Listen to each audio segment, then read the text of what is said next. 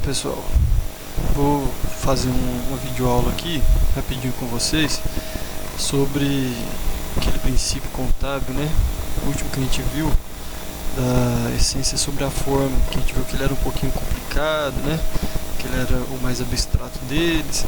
E aí eu peguei alguns exemplos aqui em alguns sites, vou fazer um exemplo numérico com vocês para ver se sana as dúvidas aí. Bom, só para a gente lembrar o conceito, né? No registro de uma transação, a contabilidade deverá observar sua forma legal e essência econômica. Entretanto, quando a forma não for clara, a essência econômica da transação deve prevalecer sobre a forma. Bom, aqui fala que é o mais novo dos princípios, que a gente tem que ter fidelidade nos registros em relação àquilo que é a forma econômica, não tanto a forma legal. Então a essência econômica, né, o que representa para o lado financeiro e o lado econômico da empresa, né? E o melhor dos exemplos é esse exemplo aqui da recompra, certo? Está até no material de vocês. Então vamos lá na internet ver o que é falado. Aqui a gente tem nesse link aqui, vou deixar disponível para vocês, né, da Affix Code. O título é Primazia da Essência sobre a Forma, um exemplo do ativo fixo. Esse exemplo é bem batido, né? Mas aqui ele repete o conceito, falando que para que a informação represente adequadamente as transações e outros eventos que ela se propõe representar, é necessário que estes sejam contabilizados e apresentados de acordo com a sua substância e realidade econômica, ou seja, aquilo que é o real impacto da negociação para a empresa, e não meramente sua forma legal. A essência das transações ou outros eventos nem sempre é consistente com o que aparenta ser com base na sua forma legal ou artificialmente produzida. Olha essa questão, hein? Artificialmente produzido pode ser um acordo que visando algum benefício tributário, né? Algum tipo de disfarce da atividade real que está sendo realizada. A realidade aqui. Exemplo, né? Com um ativo fixo ou um ativo não circulante, imobilizado no caso.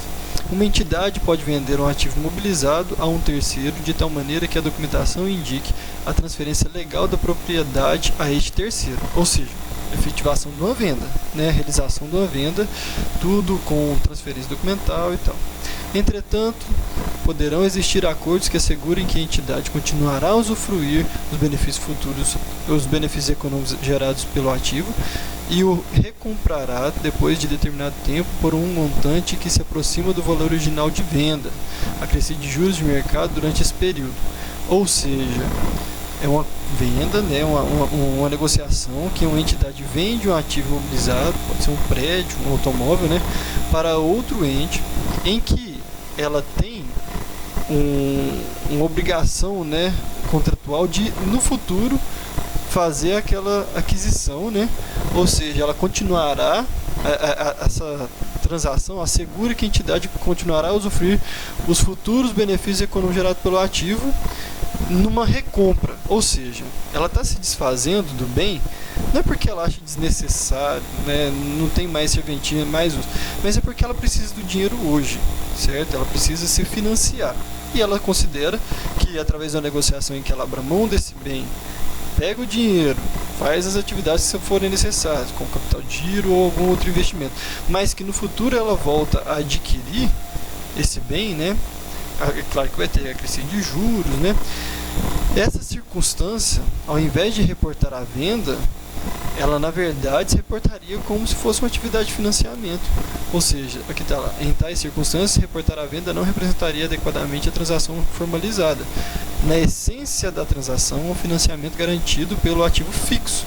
Ou seja, ela está adquirindo o dinheiro, abrindo mão por um determinado tempo do uso do bem, que vai ficar como garantia para quando ela devolver, né, fizer o pagamento da reaquisição desse ativo. Então ela vai utilizar o dinheiro pelo tempo que ela precisa, provavelmente ela tem uma necessidade maior de capital de giro no momento, né, se desfaz do bem, mas com o acordo já de recomprá-lo no momento subsequente. Assim, o ativo continua reconhecido e os recursos provenientes da venda constituem um passivo, como se fosse um empréstimo regular. Ou seja, a transação foi uma transação de venda, mas isso não significou para a empresa uma modificação no seu status de ativo, certo? Ela continua reconhecendo o ativo fixo, esse prédio, esse automóvel, e ao invés de fazer uma entrada de recursos no caixa, nas disponibilidades, ela cita através de uma receita de venda, né, no caso, ela dá entrada no caixa agora pela modalidade de empréstimo regular. Este conceito é a base da contabilidade. Mesmo no caso de conflito com as normas emitidas, a preponderância deve ser a da representação adequada. Bom, pessoal, é um pouco estranho, eu entendo. Marcelo, mas não está sendo feita uma venda? Tá, mas é que na essência econômica, a empresa está pegando dinheiro emprestado, certo? Porque ela vai readquirir, já tem o compromisso de readquirir esse bem no futuro. Ou seja, ao invés dela se desfazer do bem definitivamente através de uma venda, né, de uma receita, ela está adquirindo dinheiro de uma maneira como se fosse um empréstimo, porque ela vai ter que devolver aquele dinheiro para quem o cedeu na transação de compra. Bom, além desse exemplo aí que é carimbado, que a maioria dos sites aí, dos livros vocês vão ver, né? Esse site aqui do Portal da Contabilidade, que eu já deixei no Blackboard para vocês, dá mais dois exemplos. O terceiro exemplo, que é mais fácil da gente analisar aqui, ele fala da caderneta de poupança, uma empresa que utiliza recursos para investimento, aplicação, depósito em poupança. Aí aqui o Reinaldo Luiz Lunelli diz: se determinada empresa mantém os valores em poupança apenas por possuir folga de caixa e ao mesmo tempo com uma forma de aplicação conservadora diante das incertezas próprias de outras espécies de aplicações, mas pretendendo utilizar-se da possibilidade de sacar os valores a qualquer momento, então sua classificação correta será no grupo de disponibilidades. Olha a intenção do dinheiro. A intenção do dinheiro não é aplicação para valorização futura. O depósito dos recursos da poupança é para manter numa aplicação que é conservadora, ou seja, que tem uma garantia, né, uma segurança muito grande, né, e que ainda rende algum valor, mas é para ficar disponível para utilização em qualquer necessidade da empresa. Agora, se a conta em questão representar uma forma de aplicação financeira que demonstra o propósito da empresa em manter o valor depositado, com prazo indefinido, ela deve ser registrada no ativo não circulante, ou seja, é um investimento, certo? É uma aplicação de recursos, né, em valores, nesse caso, em renda fixa, certo? Marcelo, mas não tem uma forma mais fácil de a gente ver isso? Tem, ué. Vou pegar um caso de vocês, qualquer um de vocês que trabalham ou ganham mesada, né? Ao invés de guardar o dinheiro no porquinho ou guardar o dinheiro no cofre em casa, o que muitos de vocês fazem? Abrem uma caderneta de poupança e depositam o dinheiro lá. Mas é para o dinheiro ficar guardado. Qualquer momento que vocês precisarem, vocês vão lá e sacam e utilizam. A intenção maior não é vocês fazer uma aplicação financeira visando valorização no futuro, certo? Você tem uma valorização, um ganho de capital aí com os rendimentos e você usufrui esse dinheiro lá no futuro com os rendimentos. Não, você só faz esse depósito, porque a poupança, a caderneta de poupança é um investimento seguro, aplicação segura, então você tem ciência de que você colocando dinheiro lá, a chance de você perder ele é muito pequena. Mas, apesar de ser uma aplicação, você trata ele como uma disponibilidade. Assim que você precisar, você pega o cartão de débito da caderneta e passa lá e compra alguma coisa. Compra um livro, compra alguma coisa. Agora, tem a diferença. Ou você utilizar lá apenas para guardar o dinheiro, ou você utilizar para ganho de capital, para investimento. Essa é a diferença. As duas são aplicações em caderneta de poupança. O que diferencia é a essência econômica. É manter o dinheiro disponível para compra ou é visar uma aquisição futura, certo? Um investimento para aquisição futura. Aliás, caderneta de poupança, nós estamos falando aqui no dia 28 de 3 de 2016, é uma aplicação que está ruim em comparação com a maioria dos títulos de renda fixa. Ou seja, se for para deixar dinheiro valorizando em renda fixa, é melhor outras opções, CDBs, títulos do governo, né, que estão com a rentabilidade muito alta. Por fim, aqui, ó, outro exemplo bastante recorrente nas entidades é a realização de contrato de leasing, onde a verdadeira operação é um contrato de compra e venda. Nesse caso, o bem deve ser ativado e os valores mensais devem ser reconhecidos como um financiamento normal. Afinal de contas, a operação de financiamento está transcrita em um contrato de leasing apenas para manter as taxas mais atrativas. Vocês lembram lá, pessoal, qual que é a diferença de financiamento e leasing? Financiamento, quando a gente faz um financiamento, o automóvel, o bem em questão, né, vem para o nosso nome direto, e aí a gente vai pagando as parcelas, mas a gente já é detentor da propriedade do bem. No leasing, a instituição financeira que faz o leasing, pode ser um banco comercial, por exemplo, adquire o bem, por exemplo, o automóvel, e você vai pagando para ela, para essa instituição, os valores pelo uso do bem, né? Só que geralmente esses contratos, ao final, tem um valor residual que você tem o direito de pagar para adquirir aquele bem lá no final. Ou seja, na verdade é como se eu estivesse comprando o automóvel da mesma maneira, certo? Só que a efetivação da aquisição ia ser só lá no final do contrato, quando eu pagasse o valor residual do automóvel. Mas eu estou financiando o automóvel do mesmo jeito. A finalidade de uso desse automóvel é a mesma, de aquisição dele, como se fosse o financiamento, só um instrumento que é diferente. Por isso que nesse caso, ao invés de reconhecer o contrato de leasing como pagamento de arrendamento, por exemplo, a gente faria a operação de financiamento, porque a intenção da empresa é de adquirir o automóvel ao final do contrato, certo? Bom, aqui para fazer um exemplo rapidinho para vocês, né? Vamos supor, né, que tem-se um imóvel,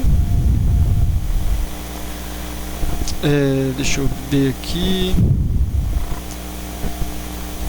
no caso, como que estava o exemplo aqui, para ficar bem parecido. Falou aqui, vender um ativo mobilizado de um terceiro de tal maneira que a documentação indique que é transferindo legal propriedade para o terceiro. Então tá bom, vamos colocar aqui então, supor-se que Marcelo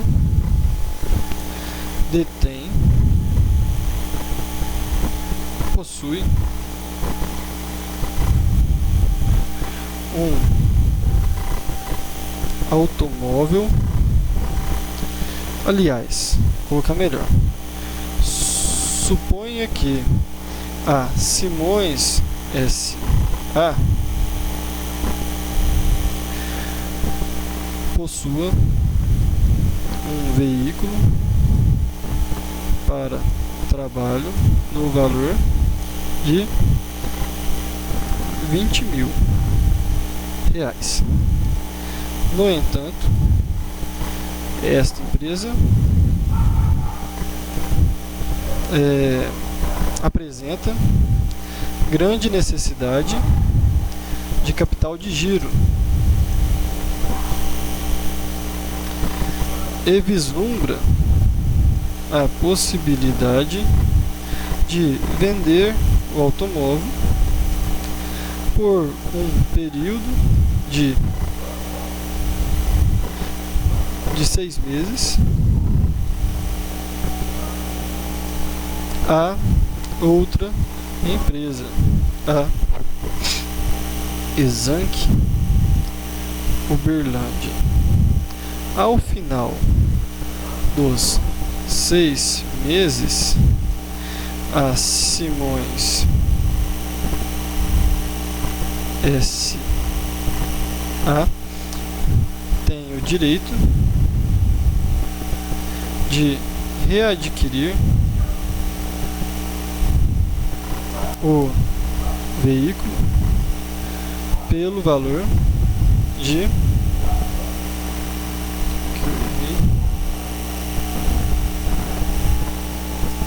R$20.800, o qual ela exercerá. Bom, como que ficaria a contabilização?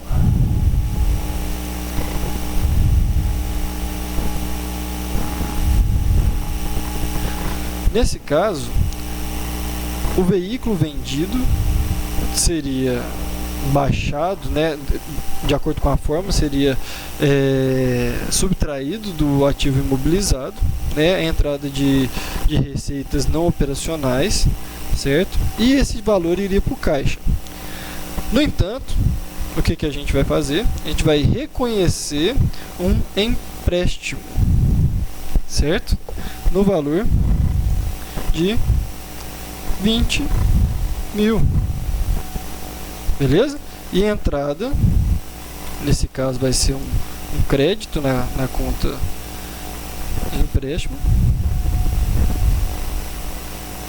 E haveria um débito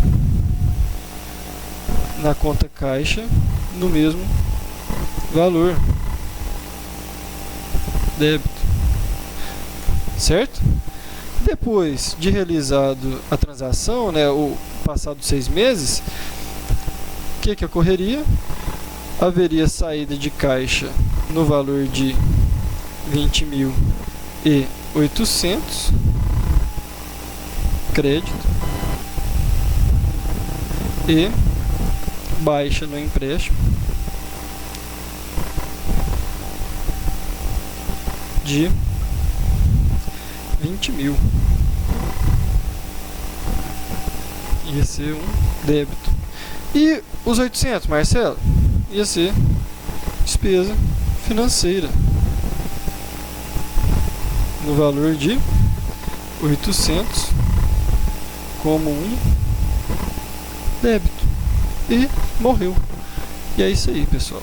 Esse aqui é o exemplo que a gente teria, certo? Obrigado. E espero, apesar dos erros aí de digitação, espero que tenha contribuído para vocês.